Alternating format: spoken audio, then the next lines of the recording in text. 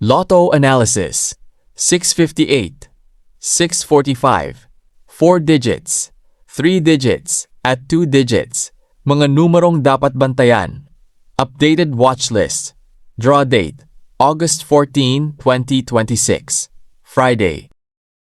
Magandang araw mga kaloto. Welcome back sa mga Kaloto Hot Picks PH. Bago tayo magsimula, kung bago ka pa lang dito, i-follow muna ang ating Facebook page at mag-subscribe sa ating YouTube channel para updated ka sa ating mga bagong Lotto analysis, results review at watch list. At mga kaloto, importante ang ating paalala. Ang video na ito ay para lamang sa entertainment at statistical study purposes. Ang hot, trend at cold numbers na makikita ninyo ay batay lamang sa pagsusuri ng historical results at frequency. Sa ating sample records, walang numerong garantisadong lalabas sa susunod na draw, kaya huwag tayong mag-all-in, huwag mangutang para tumaya, at gamitin lamang ang halagang kaya nating mawala. Ultra Lotto 658. Hot numbers 6, 18, 39, 41, 48, 53. Trend numbers 13, 23, 28, 32, 43, 57. Cold numbers 4, 16, 25, 34, 45, 54. Sa hot group, binibigyan natin ng priority ang numbers na may magandang historical frequency at may supporting activity sa ating recent records. Sa trend group, mas nakatingin tayo sa mga numerong may recent presence o supporting activity pero hindi natin agad tinatawag na hot. At para sa cold group, ito ang mga numerong mas mababa ang activity sa ating sample records. Hindi ibig sabihin na dahil cold ay due na itong lumabas.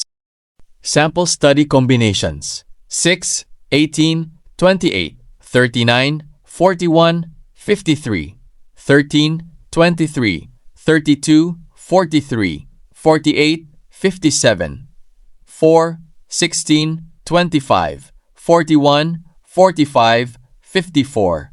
Mga kaloto, tandaan, sample study combinations lamang ito, hindi prediction ng winning combination. Sunod naman ang 645. Dito mas concentrated ang number range kaya hindi rin natin kailangang punuin ang watch list. Hot numbers 5, 11, 18, 23, 27, 37. Trend numbers 13, 19, 25, 29, 35, 39. Cold numbers 2, 8, 16, 22, 31, 44. Ang hot group ay numbers na may mas mataas na historical activity sa ating study records. Ang trend group naman ay numbers na may supporting recent activity at magandang presence sa sample period. Ang cold group ay lower frequency numbers sa ating records. Sample study combinations 5, 11, 18, 27, 35, 37, 13, 19, 23, 25, 29, 39, 2, 8, 16, 22, 31, 44. Ito ay sample combination lamang at hindi garantiya ang panalo. 4D Lotto Analysis. Updated watch list. Mga kaloto, ito ang bahagi na inayos talaga natin. Hindi na natin ililista ang napakaraming digits. Ang 4D ay gumagamit ng digits 0 hanggang 9, kaya gagamit tayo ng position-based watch list. Position.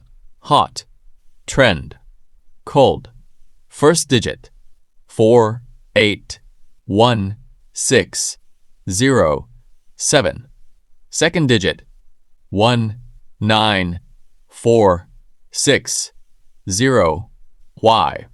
Third digit 8, 3, 1, 7, 2, 6. Fourth digit 1, 4, 8, 4, 0, 9. Ito ang mas malinis nating format. 2 digits lang bawat category sa bawat posisyon. Bakit? Para hindi maging sobrang broad ang analysis. Hindi natin kailangang sabihin na halos lahat ng digits ay possible watch list. Ang hot ay higher frequency study candidates, ang trend ay may recent supporting activity, at ang cold ay lower activity sa sample records. Sample study combinations 4, 1, 8, 4, 8, 9, 3, 1, 1, 6, 7, 8. Again, study combinations lamang. Punta tayo sa 3D. Same professional format. Hindi natin ililista ang buong 09. 3D position watch list. Position, hot, trend, cold. First digit, 4, 5, 1, 6, 0, 7. Second digit, 0, 9, 1, 4, 2, 6. Third digit, 1, 6, 3, 8, 0, 5. Mas malinaw ito kaysa sabihing maraming digits ang hot. Ang tanong natin ngayon ay, anong digit ang mas interesting na bantayan sa bawat position? Iyan ang purpose ng position-based study. Hindi ibig sabihin na kapag hot ang isang digit sa first position ay siguradong doon ito lalabas. Statistical observation lang.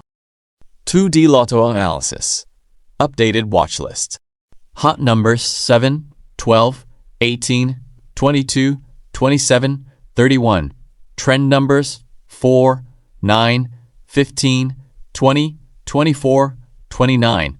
Cold numbers 2, 6, 11, 16, 25, 30. Ang hot group ay para sa numbers na may mas mataas na frequency sa historical study.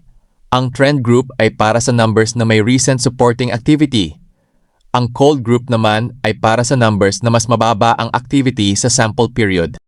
Sample study combinations 7, 18, 12, 24, 20, 31. Sample study lamang ito at hindi garantiya ng panalo. Kung nagustuhan ninyo ang bagong format na ito, i-follow ang mga Kaloto Hot Picks PH. I-share ang video sa mga kaibigan ninyong mahilig sa Lotto Analysis at mag-subscribe sa ating YouTube channel. At tandaan, analysis lang ito, walang guaranteed number at walang siguradong paraan para manalo. Tumaya lamang ng responsable at sa halagang kaya ninyong mawala. Maraming salamat mga kaloto at good luck sa ating lahat.